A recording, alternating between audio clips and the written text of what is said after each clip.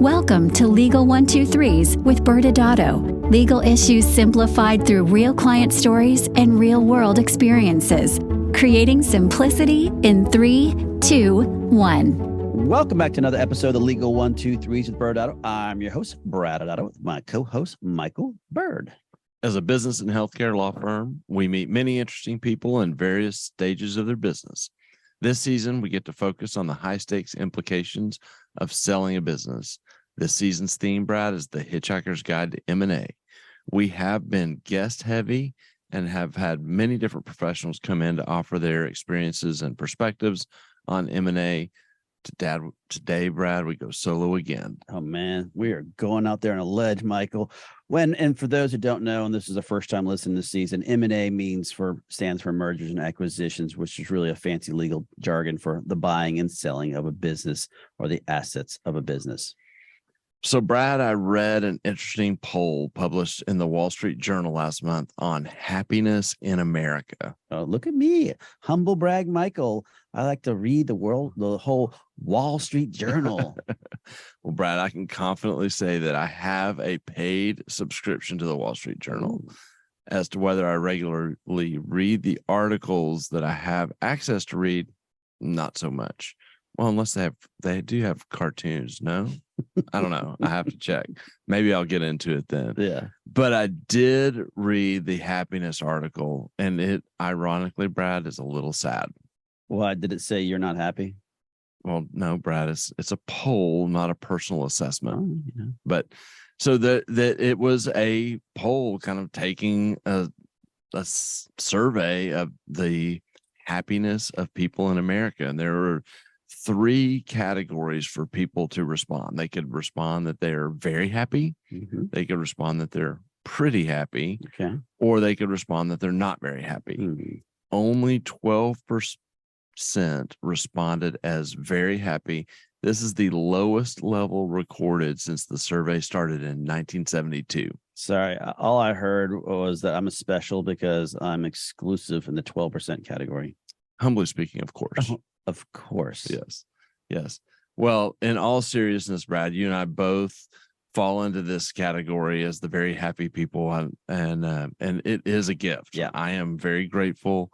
But just reading kind of into the article, it was really interesting to see in the study the various factors that are indicators of the very happy people. All right. Well, I'm interested now. Let's get some examples, please. So overwhelmingly, the very happy people value strong relationships. Okay.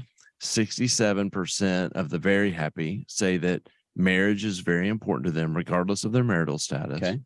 And just as an example for context, as you know, I like, the importance of marriage was 25% less important to the other respondents, the pretty happy and the not very happy people. Gotcha. Did the article, you're giving all these examples, that it also note that happy people like to sing the song "Don't Worry, Be Happy" by Bobby McFerrin? You're getting distracted, Brad. No. Stay on point. Guess not. Okay. Yeah. And so, Brad, even beyond marriage, and on the relationship front, I think about ByrdAdatto. I think the success of ByrdAdatto and the culture here starts with the fact that you and I became friends even before we started working together back in 2006. Yeah. And I think this extends to the reason that most of our team, our clients, and as you hear every time we have a guest on the show, they're friends. We say we have another friend on our show, and they're not just simply business relationships. Okay. Well, I'm glad we have all this happiness here, but what were the indications for the very happy categories? Some of the other ones? Yeah. Okay. Well, good news for you and me, Brad. Age was a big indicator. Approximately. Why'd you stare at me when you said that? I was staring at your gray hair. Approximately 45% of the very happy people are 50 or older. Okay. And the majority of those are actually 60 or older. Well, you're old, so I guess that makes you're very happy too then. Yes, it is. It's all. But Riley seems really happy, so I think how happy she's going to be when she's 50. Oh, God. Oh, my goodness. Well, the other 3 biggest indicators of happiness are faith in God, community involvement, and an interest in fitness. Okay. 2/3 of the very happy people believe in God and then they value community involvement and fitness as much more important than the other categories. Okay. Well, it sounds like keeping your body and soul at peace creates a happy mind. Were there any other categories that were not as important to the very happy people?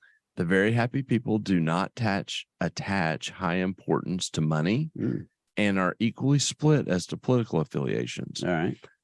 And I thought one of the most encouraging aspects of the poll for the very happy was that many of the very happy people reported pretty hard life challenges that they were currently going through, like helping a child face cancer or a divorce or something like that. So it's not just a segment of people that, kind of got hit by the rainbow and don't have any real hardships. These people, many reported having hardships. All right. Well, I'm happy that I'm ready to jump into today's story, but as usual, we like to give some context, more you than anyone else I've ever met. So this season we have different seasons of business. We have the 5 phases of the M&A. We're really near the end of the season, so maybe you can give a super quick recap. Yeah. So the setup of the season is based on this idea that every business is in one of 4 seasons of a business, and that they all impact the season of selling. And so the first season is the building season, and then we have the operating season, and then we have the scaling season, and finally the buying and selling season of a business, which is where we've been spending our time this season. And we talk about the 5 phases of an M&A deal to kind of paint the picture of what a selling or buying of a business timeline would look like. You have the letter of intent, and then you go into the due diligence phase. Then we go to definitive agreements, and then we have a closing and post-closing obligations. For today's show, we're going to focus on the art of negotiations in an M&A transaction. Awesome. Well, I'm positive that I want to hear today's story. Trying to be very happy over there, Brad. Positive. Shoehorn it in there. All right. Today's story, Brad, centers around the sale of a plastic surgery practice on the East Coast. Our client is a famous plastic surgeon. He's known to most in the industry across the world. He was also ready to stop operating. We will call him Dr.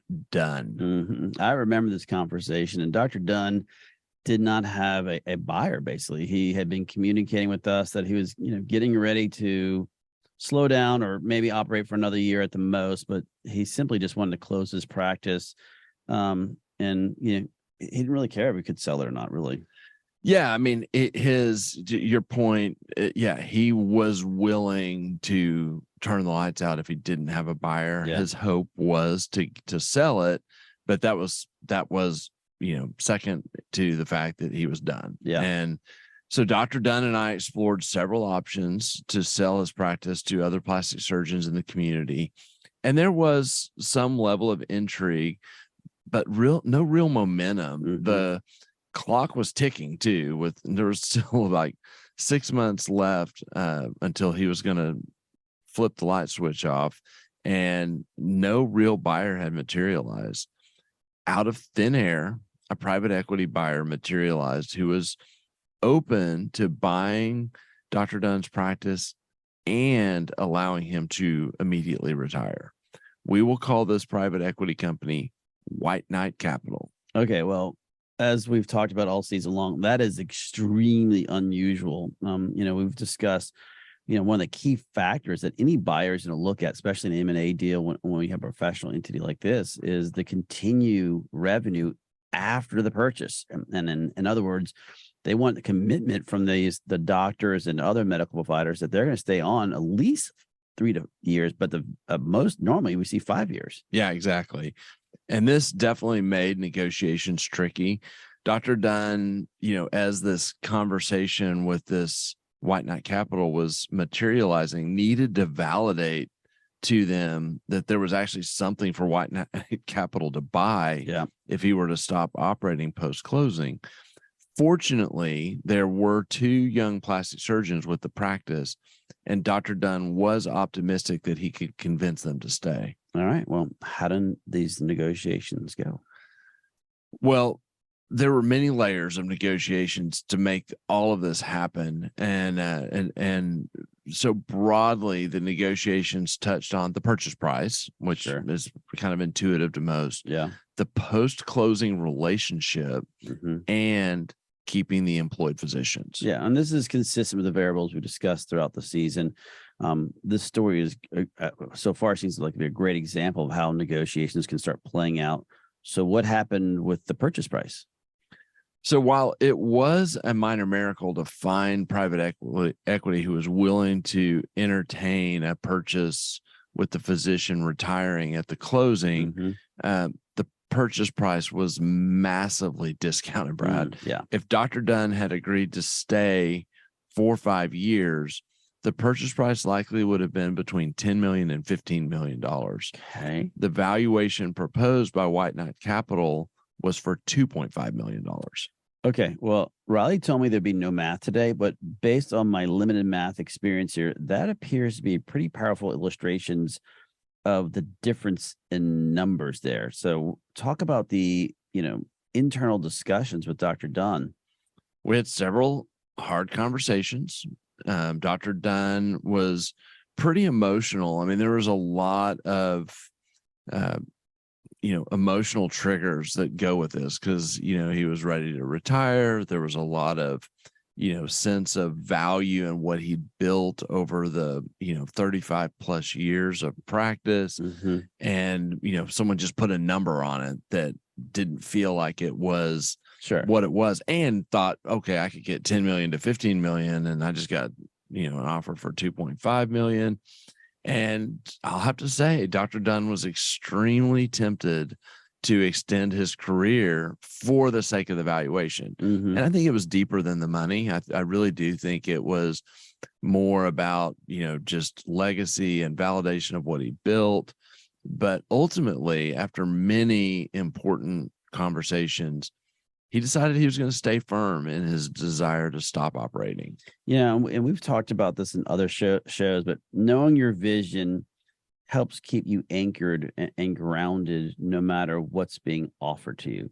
And basically, for him, following his North Star, even with the private equity is willing to pay 10 or 15 million more, allowed him to stay focused. Yeah, no doubt. And so, we got through all of that. And so he's good. He's staying firm with his original plan. But then there was the temptation to go hard at negotiations to increase the valuation. If they offered 2.5, how much more can we get? And Dr. Dunn, as I've said, he is a big deal, and he knew he was a big deal. He understood that White Knight Capital was enamored with his name, that this would give credibility to their efforts to consolidate across the country. But time was not on Dr. Dunn's side. White Knight Capital and the employed physicians did not know that Dr. Dunn was a mere months from turning out the lights. Of course, all of them knew that he was wanting to stop operating. None knew that he was willing to just flip the keys on the desk and walk out. Because he was done. Yeah. And so we had more hard conversations about the negotiation strategy relating to the timeline that we were under. And every lost day in the negotiation process added risk that his number would be 0 and not 2.5 million. Man, it's like in my head, I can hear the stopwatch tick, tick, tick, tick, tick in the background, right? So I assume there was a strong push from the parties to get this deal done fast, Michael. It was. I mean, you know how it goes. White Knight Capital was no different than most private equity, and everything is kind of, that created sense of rush.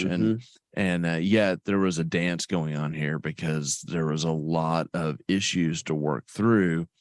But to your point, Dr. Dunn ultimately recognized that, that it wasn't worth the sacrifice in time to try to get a little bit more money on the purchase price, and he decided that he wasn't going to press for more, that he was going to be okay with the 2.5 million. All right. So how does this connect with the post-closing negotiations you alluded to earlier? Well, it connects massively, and it actually was part of his reason not to mess with the purchase price, because these other issues were so important to Dr. Dunn.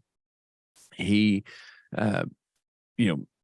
Dr. Dunn was willing to walk and receive zero if this post-closing part could not be worked out. And really, Dr. Dunn was concerned about the brand for the existing practices at White Knight Capital. So again, Dr. Dunn was this famous surgeon, famous practice, well respected across the world. And he had some legacy concerns with the reputation that he had built, now being affiliated with, kind of some of these other practices with White Knight Capital. Okay. Well, what were the types of things to negotiate?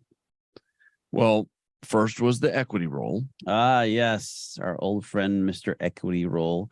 And we've discussed, audience members on in the season, that an equity roll is not something you order at a sushi bar. Oh, it's not? No, it's not. Okay. I don't think it would taste very good either. So for those that don't know, as Michael kind of alluded to, that you get a purchase price. Sometimes it's in cash, sometimes in stock. A lot of times in these deals, they'll come to you and say, hey, the purchase price will be 2.5 million, but of that, we'd like to give you some of those in shares instead of cash. And as we grow, those shares actually can grow in value, because we plan to be rolled up down the road in 3 to 7 or 10 years, depending on their plan of action. Yeah, and Dr. Dunn actually wanted to take most of this $2.5 million purchase price in equity.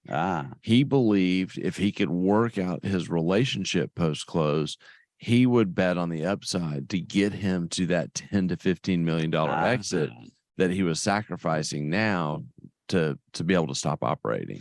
Yeah, this is sounding a little bit complicated. On the one hand, you have said that Dr. Dunn is going to stop operating, and then he has concerns about his reputation of his practice running, and now it's going to be run by White Knight Capital. And on the other hand, you said he wanted to take most of the purchase price in equity, which, if you really start putting this all together, this is really highly unusual. Yeah, and just also remember, emotions were heavy, yeah, sure. And so it was a roller coaster ride, trying to sort through these competing thoughts, and it felt like walking a tightrope on these negotiations. What Dr. Dunn was starting to realize during the course of negotiations was that though he was done operating, he did have an appetite to be involved with growing White Knight Capital. So he thought, yeah, it's not just, I have concerns about the reputation. He wanted to get involved to bring kind of the brand, promise of Dr. Dunn's practice into the global consolidated White Knight Capital. And he believed that he could, leverage his relationships with industry and plastic surgeons throughout the country to benefit White Knight Capital, which would ultimately benefit his equity role. Yeah, and Dr. Dunn definitely has that kind of influence. So how did White Knight Capital receive these new negotiations or discussions, really? They were extremely intrigued because they were drawn to the opportunity to be connected with Dr. Dunn. We had many discussions back and forth on these topics, and Dr. Dunn was able to persuade them to rebrand post-close and to allow Dr. Dunn to implement kind of his practice standards into the White Knight Capital discussions. Dr. Dunn was able to negotiate a board seat onto White Knight Capital post-close. Wow, it looks like things are coming together. What about the employee side? Well, this actually became the most dicey of all discussions, mostly because of the timeline. Yeah. So the clock was ticking to get this deal done, as we've talked about. And now the entire transaction rested on whether the physicians would stay. And there were intense discussions and negotiations to get the physicians to stay. Yeah, I remember that their biggest concern was the same as Dr. Dunn. They were concerned about being affiliated with the practice after thinking that they had a primo job. They're working with Dr. Dunn, and now all of a sudden they're working for White Knight Capital. Yeah, exactly. And ultimately, White Knight Capital was willing to offer equity to the employed physicians to stay.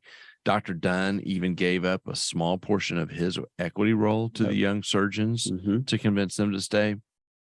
I actually think the biggest thing Dr. Dunn did was convince them that he wasn't going away, that he was actually going to be involved in building this rebranded opportunity. And so they were getting what, they currently had, which was Dr. Dunn. They wanted to be connected with him. And so that ultimately them seeing his involvement and his vision was persuasive. Awesome. So did the deal close?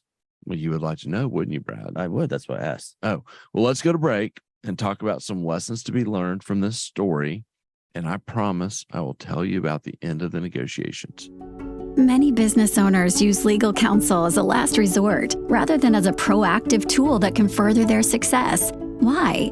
For most, it's the fear of unknown legal costs. ByrdAdatto's Access Plus program makes it possible for you to get the ongoing legal assistance you need for one predictable monthly fee. That gives you unlimited phone and email access to the legal team, so you can receive feedback on legal concerns as they arise. Access Plus, a smarter, simpler way to access legal services. Find out more. Visit ByrdAdatto.com today. Welcome back to Legal 123s with ByrdAdatto. I'm your host, ByrdAdatto, with my co-host, Michael Byrd. Now, Michael, our famous plastic surgeon, Dr. Dunn, was juggling a ton of issues, trying to close and at the same time sell his practice. And this story is a great example of some of the complexity of negotiations that happen during an M&A transaction. Yeah, it was an emotional roller coaster. So Dr. Dunn, started with emotions when he was, talking to you and I at a conference about being done operating. And he's like, I've got a year and, let's do our best to figure it out. And 6 months go by. So half of that timeline, and nothing really materialized. There was a lot of, dialogue, but no, a lot of chopping, but no chips flying, as they say. Yeah. And then White Knight Capital appears, and that had a little bit of momentum to it. They seemed really interested in having Dr. Dunn join them or to sell. They wanted Dr. Dunn's name to be affiliated with the practice, and were willing, most importantly, for him not to stay, not to keep operating. And so we went through the negotiation journey of what happened during that transaction. As we said, it was focused on three big areas. One was the purchase price, how to deal with that. Number two was post-closing relationship, which in many ways to Dr. Dunn was the most important thing. Yep, sure was. And then the kind of employee retention, which in many ways was the most important thing to White Knight Capital. Right. And so, there was a lot that it was a very interwoven. It wasn't three, siloed negotiations. So it made it tricky to try to work through the communications. Dr. Dunn did a really good job. You used the word North Star, of holding on to his North Star. And so we left off on the journey where it seemed optimistic that the deal was going to close. But Brad, I want you to talk about how, negotiations is not about winning when there's a future partnership at stake, especially, but more about finding alignment. Yeah, and unfortunately, I'll just start that backwards. In some M&A deals, the counsel or the parties only care about the deal and who got the upper hand. Negotiations start becoming more personal, and parties start throwing, foul names at each other.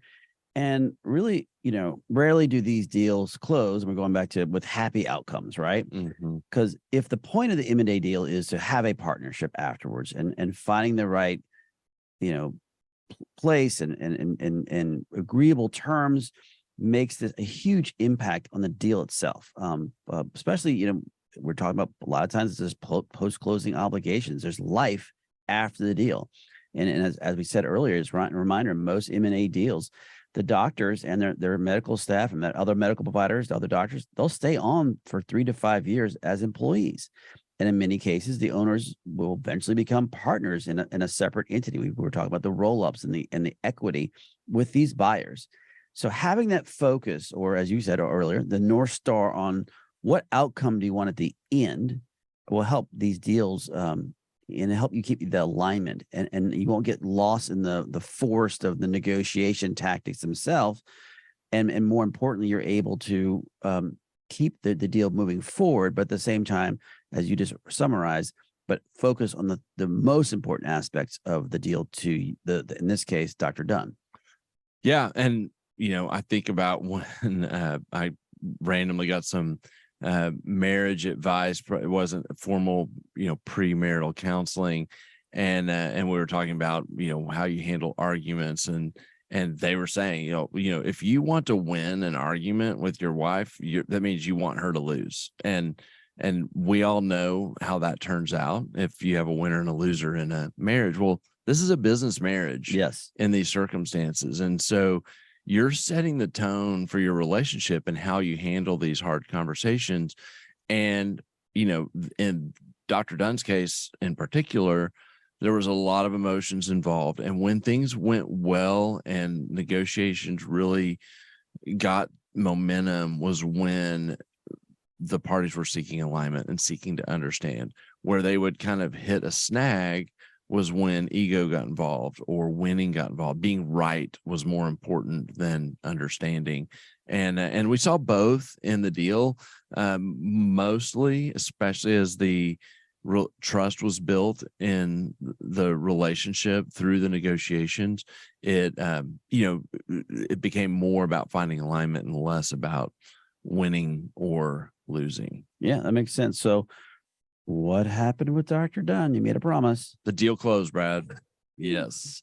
Dr. Dunn, is the postscript, has been instrumental in several key acquisitions of other famous practices for White Knight Capital since then. It's actually very exciting. Dr. Dunn has even worked out a compensation arrangement with White Knight Capital because they've realized after closing how important this role is for Dr. Dunn to help in future acquisitions.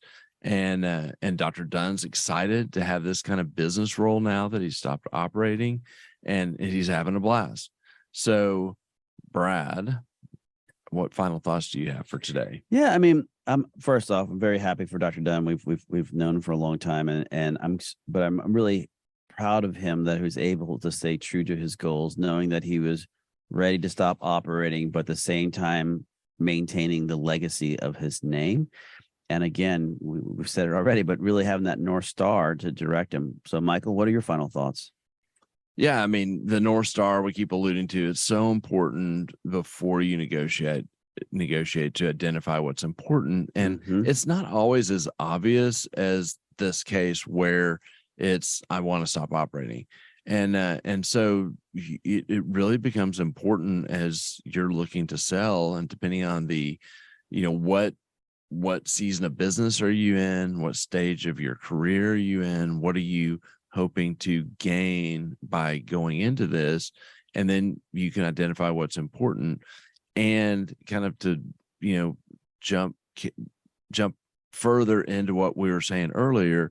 If the focus is on finding alignment and building a relationship, you're more likely to be in the 12% very happy category and not the lesser, sadder categories, Brad. Okay, well, that's good to know. Well, audience members, that's all the time we have today. Next Wednesday, we will continue on the journey of the Hitchhiker's Guide to M&A, where we bring on, for the first time ever, Michael, 2 people will be in studio with us as we bring the leaders of Maven. Jessica and Kristen will join us to focus on getting your house, aka your business, in order. ByrdAdatto is providing this podcast as a public service. This podcast is for educational purposes only. This podcast does not constitute legal advice, nor does it establish an attorney-client relationship. Reference to any specific product or entity does not constitute an endorsement or recommendation by ByrdAdatto. The views expressed by guests are their own, and their appearance on the program does not imply an endorsement of them or any entity they represent. Please consult with an attorney on your legal issues.